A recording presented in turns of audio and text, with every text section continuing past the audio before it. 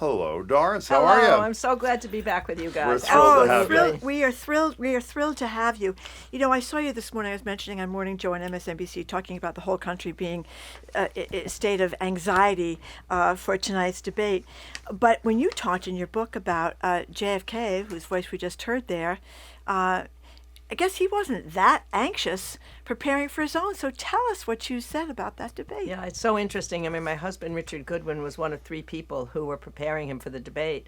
Ted Sorensen, the chief speechwriter, Dick was the junior speechwriter, and Mike Feldman, who was the director of research.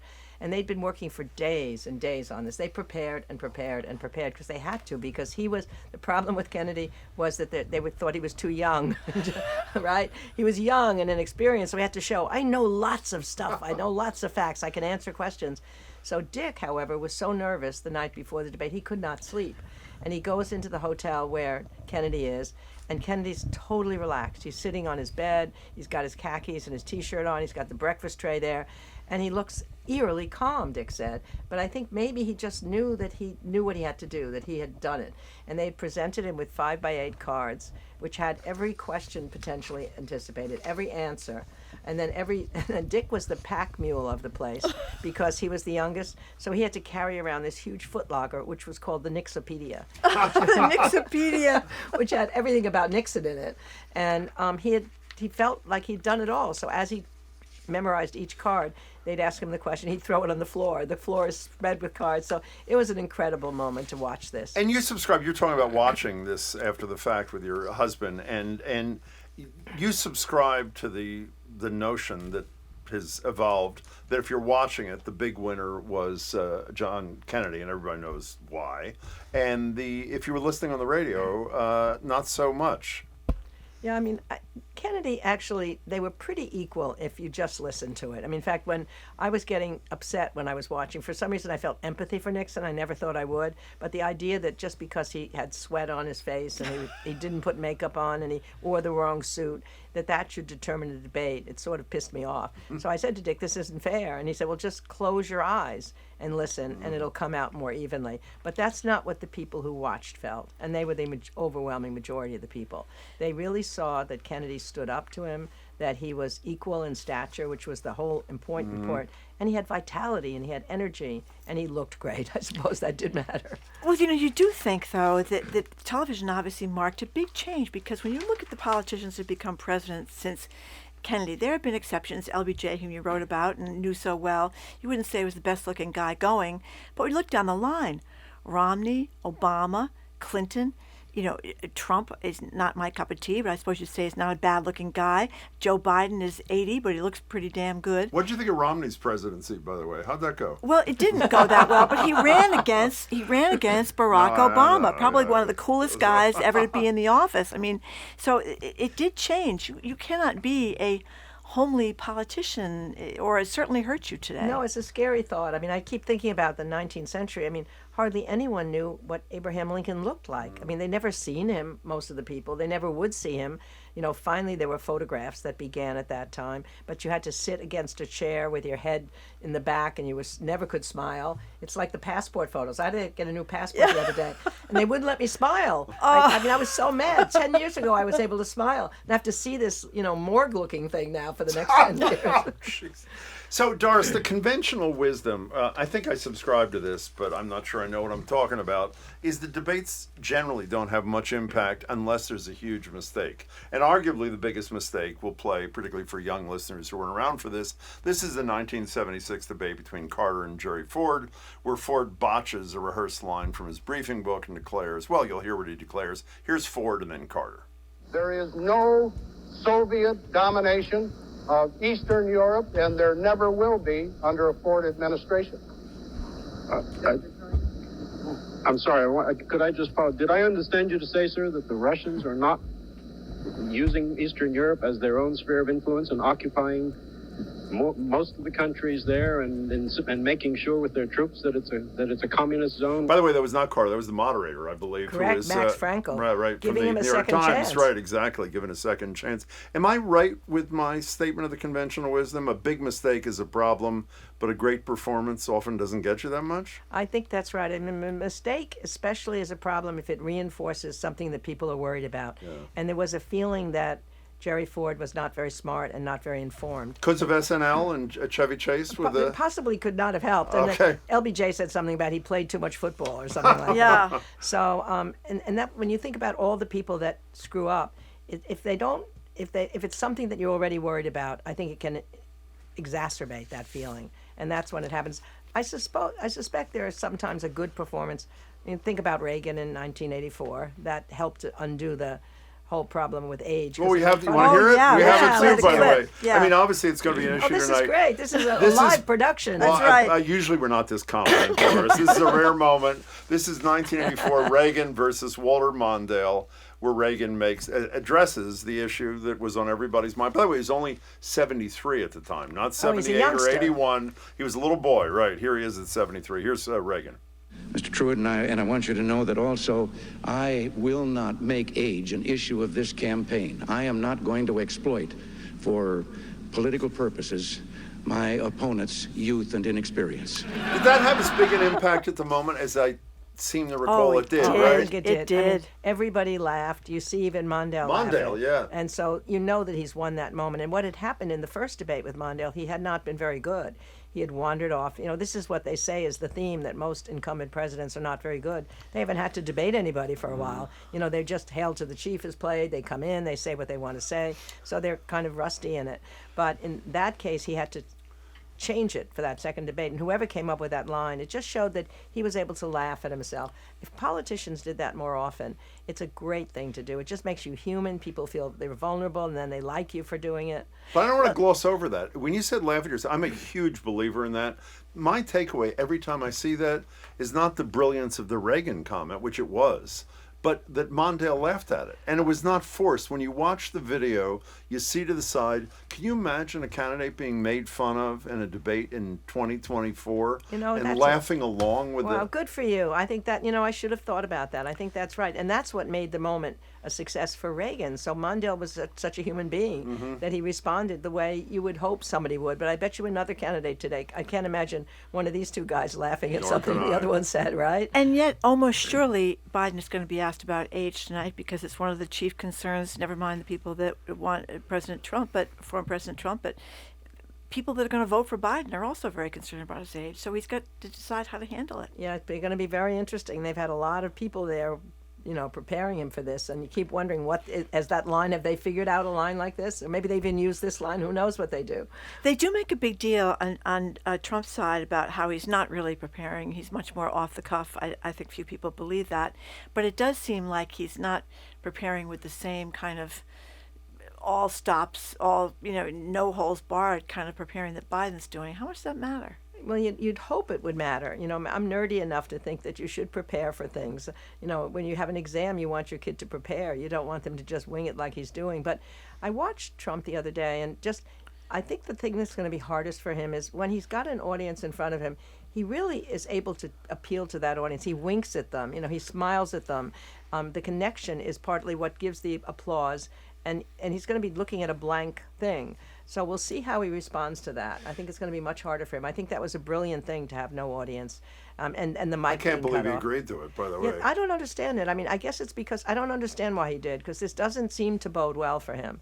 Unless he just thought that Biden would be so terrible, that he thinks that Biden can't string two sentences together and that he would then finally win it all. But that's an unusual thought. So you've sat with a president or two, Doris Kearns Goodwin. You're sitting with Joe Biden a couple of days ago, theoretically, and he says, give me some guidance based upon the last 64 years of presidential debates. What should I take away in terms of how I prepare and how I perform whatever night this is, Thursday night? What do you say to him? I think one of the things I'm worried about is that he's prepared so much. That's what happened to Reagan, actually, in that first debate. They had prepared him, and he had memorized all these things, and he couldn't keep it straight. You just have to have a few things you want to accomplish. It's like many times when I go give a speech or I'm on television, there are all these things I wanted to say, and then nobody knows that you wanted to say them, so it's the same thing, right? I think the most important thing is I don't think you call Trump names. I listened to what he was saying with Nick Kristof, and I think he's absolutely right. It doesn't say this, you're this, or you're that. You have to just show what his temperament is going to do for the things that we care about and fighting about, for climate change, for gun safety, for women's right to choose. And you've got to link the kind of leader he is with where we're going to go next time. I would really focus on what he said, that the second term would be all about retribution. I mean, it's just the opposite of Abraham Lincoln. When Abraham Lincoln was faced with having won the Civil War, and lots of people who were upset about, obviously, what had happened over the time, they wanted him to go after the Confederate leaders, to hang them, to execute them. And he knew that would end the whole chance of reconciliation. So he said, I just want them to run away, go to Europe or something. I don't want retribution. We need to have reconciliation. I think you just go to the things he's actually said and figure out that people can understand what would it mean if that really happened, if he went after his opponents, he tried to put them in jail, he wanted to execute a general. If he was going to have the people who were migrants fight one another. Just take his statements and then ask him, what did you mean by that? And if the moderator doesn't do that, then I think maybe Biden could do that. Have you heard of this book, Team of Rivals, by the way? It covers, so you should read it. It's great, by the way. It covers a lot of these topics. With Pulitzer Prize-winning historian, best-selling author of Team of Rivals and a bunch of other books. The latest book is An Unfinished Love Story, A Personal History of the 60s, which is a wonderful book about her late husband, Dick Goodwin, who was a confidant of Jackie Kennedy, worked with JFK for all those years, and about your marriage and your years together. I don't know if I've asked this before, but you're here again, so I'm going to ask again because, I read texts from people that are listening to Jim and me, and we're not fans of Trump. And all morning I've been getting texts from people saying, oh, why wouldn't Joe Biden get a drug test? And he's going to be on drugs the whole time. And these are people that like Donald Trump. And I just wonder what you make of the fact, as an historian in 2024, that this is a really tight race with everything that Trump has done. And people will say, well, I'm voting for him because my pocketbook was better back then, even though he raised the deficit through the roof, et cetera, et cetera. What does that say about America? What it says is somehow words don't have the meaning they once had before. You can say something and then you can show a video of him saying something, and then he says, no, I never said it, if he doesn't want to own it, and then people believe, well, he never said it, they just made it up. I mean, the lack of trust in the institutions, the lack of trust in anything that's collective in our country right now I think it hasn't been there since the 1850s. And I worry about that because the 1850s was a time like ours where you only got your news from your partisan newspaper. So you would read the Whig or the Democratic or the Republican newspaper. And when Lincoln's in a debate with Stephen Douglas, if you're reading the Republican newspaper, he was so great. They carried him out on their shoulders in triumph. You read the Democratic newspaper, he was so terrible he fell on the floor in humiliation. They had to drag him out. And so there were two different sets of facts at that time, two different parts of the country, obviously, and it led to an irreconcilable situation. And that's a really scary thing right now because people do believe, just like you said, that he's on drugs. And why doesn't he, if he's not on drugs, why not take a drug test? Yeah, so except for that period of time, you have not seen this. You didn't see it World War I, World War II. No, you saw battles. You saw battles between isolationism and interventionism before World War II, but they weren't whole like this. Some things happened with party identification that I don't fully understand. I was seeing a survey not long ago. In 1958, people were asked, how would you feel if your daughter married outside your party, a Democrat or Republican? 72% of those people didn't care. I mean, they cared much more if you married outside your religion or outside your race. Now, religion and race are much less important, and party is the big difference. 70% don't want someone to marry outside their party. How the party identification has become so thick is unclear to me. Can we go back to your husband for a minute? Sure, I'd love to go back to my husband. But I love the story we were talking. Marjorie was talking about at the top about your husband and two colleagues being the briefers, the whatever. What was he? Was he 25? He was 28. 28. Yeah. What was it? I mean, was he nervous? Oh, he was nervous. He's absolutely, as he said, that whole day, have we done enough? What if we missed something we were supposed to give him? And then his most great nervous moment happened. They broke after a period of time in the morning, and they had lunch On a debate day. on the debate day. Yeah. And then he realized he had left the yellow pad, which in the hotel room. And what happened, the reason the yellow pad was there is that Kennedy didn't want to lose his voice too much, so he would write out notes to them on the yellow pad. We have some of those notes, actually, that were my still God, kept that's over that great. period of time. So he raced back in, and he found out he was asleep, and he couldn't believe that he had taken a nap. So that made him a little bit more calm. But then as he watched the debate, he was so nervous. But then afterwards, he was certain it had won. Here's a young kid. The other ones were on the plane at the end. The Caroline plane was a prop plane. It's such camaraderie on that plane. And Kennedy's there, having this weird combination of comfort food. I understand the tomato soup part, but with beer and I the know, tomato that was soup. his favorite food, I know. yeah. You would expect a grilled cheese sandwich at least to go along with it, right? And they're just going analytically through. And Kennedy was really good at this. I should have done this, or I shouldn't have done this, or I'm going to be better. And Dick just couldn't stand it anymore. And he said, no, we won. Not just the debate, we won the whole thing. And Kennedy just looks and smiles and he says, let's get some sleep. Cold War next week, foreign policy next week. Just much more of a veteran at looking at it. Well, you used to just say veteran, and I wondered if part of that was his ability to nap on the day of the debate, because, if you've been hit by a Japanese destroyer, PT boat cut in half, you have to swim across the water with somebody's life jacket strap and go out with your coconut. He had been seared in battle. That's a terrific point. I think you're absolutely right. Hemingway once said, everyone is broken by life, but afterwards some are strong in the broken places. So he had been through adversity. And you're right, if you've gone through something tougher, then you think, I can get through this somehow. Yeah. I just keep thinking everybody today must be thinking, what's it going to be like, tomorrow?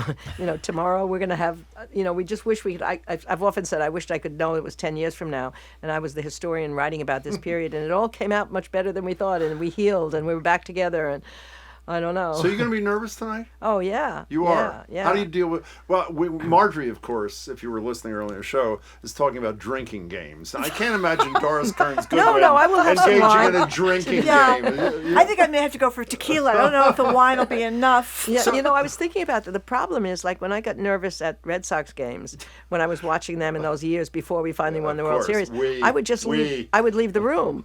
But that's not going to be very good tonight. You leave the room, and I would hope by the time I left the room, the guys on base on the other team would be gone, and the Red Sox would be up. But if I leave the room, I could miss the most important thing, and I couldn't talk about it. Can we talk about one other current state? Marjorie asked you a minute ago, Doris Kearns Goodwin, about, how do we get to this place? There's another thing our listeners talk about a lot, and polls reflect. We all remember that in 2016, when polls were taken, the two least favorably seen candidates, I think, in polling history, were the two candidates, Hillary Clinton and Donald Trump.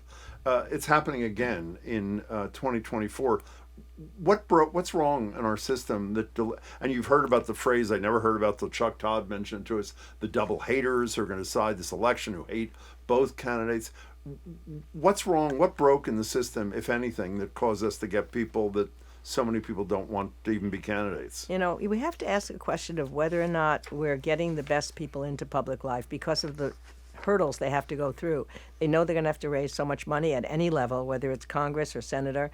They know their private lives are going to be exposed. They don't see that we've done some great things that they feel proud of, the way you would in the 60s. You saw what had happened even during the New Deal and World War II. And there's not a sense of politics being an honorable vocation in the same way as it once was.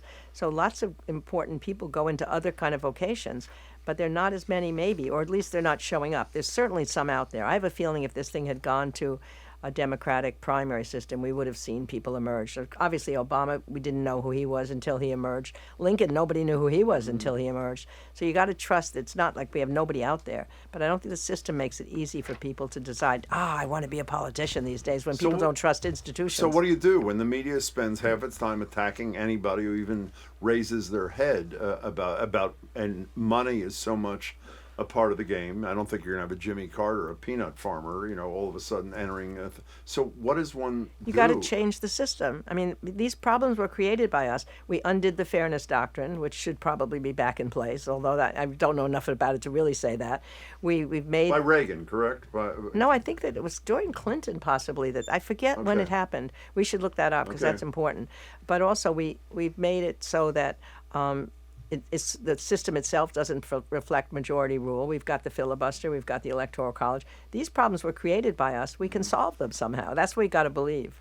You know, we spent a lot of time in recent days talking about the Supreme Court. We've been talking about them a lot between Justice Alito, with the upside down flag his wife was flying, and the money that Clarence Thomas is taken from people he shouldn't have taken money from, etc. And then today, the apparent stalling on the decision on whether the former President Trump is immune or not immune from what he did on January 6th. I think that the Supreme Court has somehow been really corrupted, and I don't know if that's something that's unusual too, or am I just not aware of my history the way I should be? Well, obviously, back again in the 1850s, the Dred Scott decision was a corrupt kind of decision, a terrible decision. And the president of the Buchanan was involved in knowing when it was coming, and there's all sorts of things that happened together during that.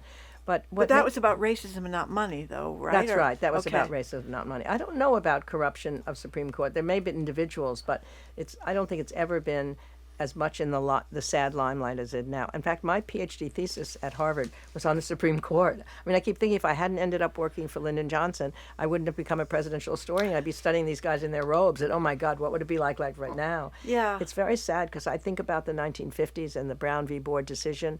They knew how controversial it was going to be, and Chief Justice Warren was able to get all 9 people to sign on to it, even some who weren't sure, because they cared about the integrity of the court. Yeah, and that's one of the saddest things to me about the Supreme Court, because you may have lost your faith in Congress, and you may have lost faith in religion. We all went through the Catholic Church, the sex abuse thing, etc. But I think a lot of Americans, including myself, even if I didn't agree with some of the people that were appointed to the Supreme Court, I had faith in their integrity, which I've lost. I mean, I think the really worrisome thing about our country right now is that almost every institution, I mean, even the military, which used to have the greatest amount of faith in it, that's diminished somewhat. I mean, Congress and all those things are worse. But we've got to do something to just make people feel part of the system again. I mean, I'm such a national service person. I keep hoping that. Oh, you and me both. Well, there should be mandatory national service. It may have to be mandatory. Not military. Right. Okay, go ahead. After high school, you go for 2 years. Yes. Exactly. And then you go to a different part of the country, just like the Peace Corps took you to a different part of the world, and you work on a mission together. And then people from class and race and sex and religion, they're going to all be pushed together. And then they'll feel empathy. That's what's missing in the country today, empathy. I think it's the most important quality. And you don't feel for these other people because you don't know what they're like, and you've got a stereotype of what they're like. So what do you think is going to happen tonight? I don't know. I mean, as an historian, I'll tell you tomorrow morning. Okay. I'll come back tomorrow. And do you think that this is going to be, and many people think that this could decide the election, if Biden doesn't get up there and show he's a man of vigor and, everything is clear in his head, that's it? I don't know, because it's so early in the process. I think that's why Biden wanted it that way. There's going to be the Supreme Court decisions are going to come out, and then the sentencing of Trump is going to come out, and then the Republican convention, and then the Democratic convention. There's so many other things that can break it. I mean, it used to be that in September it all started. I'd love to go back to that. September, yes. Labor Day, and then the campaign starts that next day. And that compressed time, instead of living with this for 4 years, as we do essentially. So I think it will seem like something big happened if something big happened. And it will create morale on the team. It will do a lot. It will create polls. It will create fundraising. But it's not as if it's happening in October. Yeah. So Doris Kearns Goodwin, before you go, I want to say we were looking down your resume today, and it's true, the Pulitzer Prize, and all these honorary things. And Marjorie and I were talking. There's one thing that's missing from the sort of good things you've gotten. We're about to present you, we rarely do this, with a Jim and Marjorie smug mug. And if you can't understand why it's called a smug mug, Marjorie will explain it to you after the show. So we're bestowing this on you right now. Thank you. My resume is complete. I'd say it's close to complete. Oh, look now. at these pictures. This is cool. Well, we had a lot of makeup on, but I think the smugness there cannot comes be through, denied. it does. It comes through loud and clear. That's right. Doris, we hope we'll get That's to talk to you a right. lot between now and the Oh, election. there's so We much to love talk having about. you. I would Great. love to. We'd love that too. We can keep bringing history into the present. That's what I Love hope to it. do. People should love it all the time. Well, Doris, it's great to see you, and our listeners love you too. It's great to see you. Thank you. Thank you well. so much. Next time we'll be at the library, so all the people that want to see you can come see you. We had a big crowd there, Doris. did indeed. And it wasn't because of us. It was because of you. I didn't try to take it personally. Anyway, we're speaking with Doris Kearns Goodwin. Her latest book is a #1 New York Times bestseller about the life of her late husband in politics and their life together. It is called An Unfinished Love Story, a Personal History of the 1960s. Thank you so much, Doris Kearns Goodwin. By the way, we had Doris Kearns Goodwin on the show back in May to talk about her book, so you can find that segment on our YouTube channel at youtube.com/GBH News.